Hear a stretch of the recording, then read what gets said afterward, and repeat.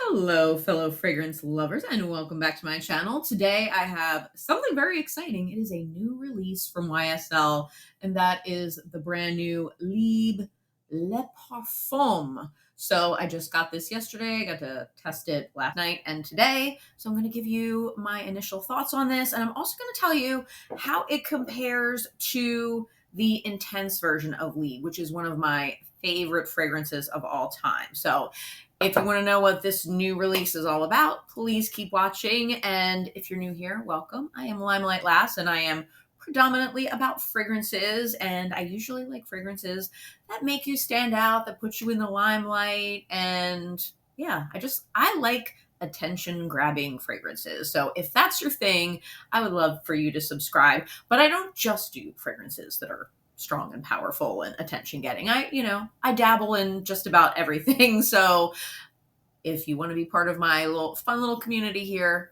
I would love to have you. And of course, like this video, if you end up liking it, it definitely helps my analytics. I'm learning about all of that stuff in the YouTube world. But anyway, let's get into this release. So I saw that this Libre Le Parfum was coming out, a little while ago on Fragrantica because, as I'm sure some of you know, I check Fragrantica every single day like a crazy person looking for new releases. And I have little lists of things because sometimes I'll see it and sometimes it's stuff that doesn't come out for a while and I'll kind of forget about it. So I've learned to kind of keep a little list like on a post-it of all the ones that that I have on my radar. Is that weird? Is that normal? It's probably not normal. But anyway, I saw this was coming out and I was like, the juice is even a little bit darker like than the intense. This is my favorite color of juice for fragrances. Does anyone agree with me? I love that really deep ambery color. I feel like every perfume that has this color to it is, like something I like. So I was very intrigued by this and couldn't wait to smell it. And so as soon as it was available, pretty much, I ordered it. So I can tell you right now, I love it. Now, there are a few reviews of this. I haven't watched any video reviews, but I have read some of the Fragrantica comments, and I think maybe on Sephora or whatever. But a lot of people were saying that this was like exactly the same as Intense. Like, if you have the Intense, then there's no reason for you to get this. So I'm going to give you my thoughts on that. But let me give you the notes on this bad boy here. So the top notes are saffron, which is like a new addition to the Libre family. Ginger, also kind of a new element. Mandarin orange and bergamot. Middle notes are lavender and orange blossom. And then the base notes are bourbon vanilla, honey, which is another new element, tonka bean, and vetiver. So it smells so good. So you definitely get the saffron and the ginger. And I get the honey as well. So Libre is very, the big thing with Libre, the entire line is that lavender note. And that was kind of what was groundbreaking about Libre, I feel like, when it first came out, is lavender being used so predominantly in a female targeted fragrance. Although, as you know, I don't really believe in genders for fragrances, but if you're playing along with a little, fragrance branding game and, using those labels of masculine or feminine, very unusual for female fragrances to have such a strong lavender component. Now, I am not the biggest fan of the original Libre, which is funny because I love the Eau de Toilette for spring and summer, and I love the Intense. But there's something about the original Libre that I'm not on board with, and I can't really figure out what. But anyway, you have that lavender running through all of them, and there definitely is lavender in this new one, but it is not so in your face. It's not screaming at you like it is in the other ones. Same with the orange blossom, and the note structure is, they're in the mid for this one, not in the top. So I definitely get that little spiciness from the ginger and saffron, but it is subtle. It's sweet, but it's more of like an earthy sweet, maybe because of the honey, than like a gourmandy vanilla sweet. So I mean, I do get the vanilla in this, but yeah, it's not overly sweet. It is very smooth to me. This one is smoother than all of the other ones, in my personal opinion. I mean, to my nose. I don't know how other people are going to interpret it. But it's not as like bitey. It's very smooth, very classy. I think it is unisex, as you know, I feel like really pretty much the whole line is. I think a guy could definitely pull this off. But yeah, it is really, really good. It is strong. I don't think you need very much of it. And same with the other ones. I feel like they all have really good projection, longevity, sillage, all of that. Tonka bean and vetiver, yeah, definitely there in the background. But yeah, it's nice because I would say it doesn't have as much of the floral element that some of the other ones do as well. Yeah, but it is very sophisticated and smooth, and yeah, it's delicious. So I am loving this one, and you know, I definitely give it the Limelight Last 2 thumbs up. But let me give you the comparison with the Intense. Now that I'm so the Intense, let me give you the note breakdown for the Intense. That probably would be good if you're not familiar with the Intense version, which, as I said, is one of my favorite fragrances of all time. I think it is a really beautiful, very attention grabbing fragrance. Okay, so for the Intense version, this guy right here, top notes are lavender, mandarin orange, and bergamot. Mid notes are lavender and Tunisian orange blossom, and jasmine, sambac, and orchid. And then the base notes are Madagascar, vanilla, tonka bean, ambergris, and vetiver. So yeah, the Intense is a little more floral, and I get much more orange blossom and orange in it. But it's not like citrusy, because I'm not actually a fan of like citrusy fresh fragrances. It's very sensual, and I feel like it's almost sweeter than the Le Parfum because I don't know, this has Madagascar vanilla in it.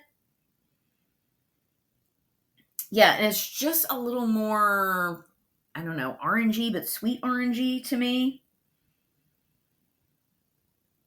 Yeah, and maybe slightly more feminine than the Le Parfum. And again, going back to the Le Parfum, now I do feel like the Le Parfum is stronger. I feel like it's a little more intense than the Intense.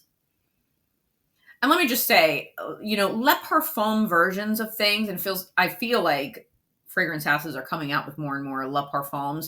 Generally, they're like the strongest of the strong, and I am all about the Le Parfum. Like, you could come out with anything. You could come out with like sauerkraut Le Parfum, and I'd be like, yes, I need it.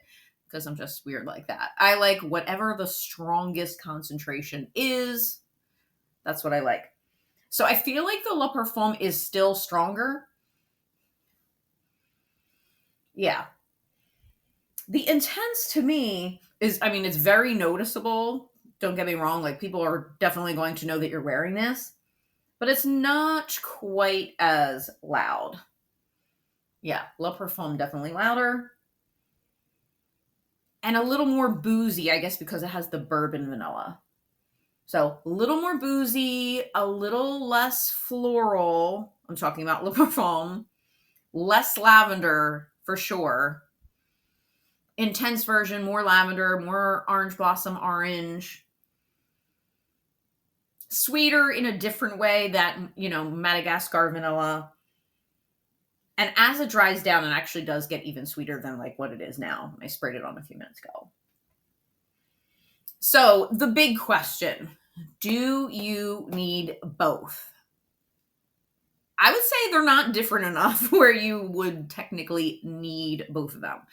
But if you're a crazy person like me, you're a crazy fragrance collector, then yes, absolutely. Now I have 1 ounces in both, and I think that's perfectly fine. So I don't, even though they're close, like I don't feel bad about that because I only have 1 ounces in both of these, so I can kind of switch back and forth, right?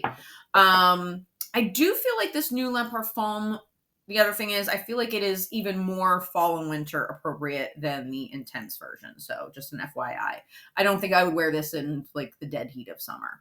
But as far as like, yeah, needing them, if you collect the Libre line and you're just really into Libre, then I say go for it. You know, try to get it on a sale. I think right now, by the way, I feel like Macy's is doing that 15% off thing that they do on fragrance every once in a while. So I would say if you can score it for a discount, go for it. I think it's really lovely. I like that addition of the saffron and ginger, even though you know, it's not screaming at you. It doesn't that initial blast of it doesn't last very long, but it's like different enough where, you know, like okay. If you're not a fragrance collector and you really want to keep a pretty I don't know, you want your collection to be streamlined and you don't want to have a lot of like duplicates and things like that, then I would say no, you probably don't need both. But I just can't be mad about these these Libre fragrances. So let me know in the comments if you have tried this new Le Parfum. Is it on your radar? If you've tried it, like, what do you think about it? What do you think about the Libre line? I would love to know your thoughts. And yeah, I'm really excited about this.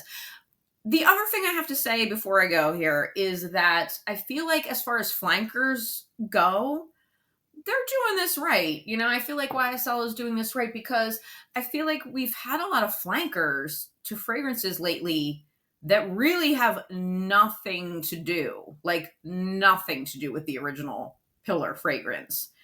And I feel like just make your own, like just make it its own fragrance, its own standalone fragrance if it's going to be that much different. So to give you an example, like the Jean Paul Gaultier La Belle Fleur Taylor Bleu, you know, however you pronounce it. I'm not French, obviously, but lovely, beautiful fragrance, right? It really does not have much to do with La Belle at all. And if I smelled it blindly and you said, guess what flanker this is, or like what fragrance, I would never in a million years say this is a flanker to La Belle. Now, knowing that it was a flanker of La Belle, I was able to like pull out a little bit of like the vanilla element that runs through all of them, but it's not, you know, to me, it doesn't really have much to do with it. So I would say the positive of this being similar to the other Libres, or at least the intense version, is that it's a cohesive line where, you know, the flankers are kind of what flankers are supposed to be. They're maybe for different times of year. Like you have the DNA running through all of them, but one's a little more summery, one's a little more wintry, or they're, you know, you switch up the note structure a little bit. I don't feel like some people are saying, oh, this is just a cash grab. They're just putting out the exact same fragrance and, you know, wanting you to buy it. I would not say, I'm telling you, they're not exactly the same at all. I feel like people get like way too dramatic. Like on Fragrantica, did you notice? Oh my God, I'm sorry. I'm like running on and on. I was supposed to be ending this video, but I'm just going to complain. Don't you feel like if you're one of the people who is crazy like me and reads Fragrantica reviews like obsessively, don't you feel like people like to be like a little too dramatic on there? Let me know. Let me know. And, you know, in the comments about that. But anyway, so those are my thoughts. Thank you for sticking with me through this. And yeah, again, thank you for being here. Thank you to all of my subscribers, you know, who help push me over the 1,000 subscriber mark. I really, truly appreciate your support. And, you know, you guys mean the world to me. And hopefully I will see you in my next video. Bye.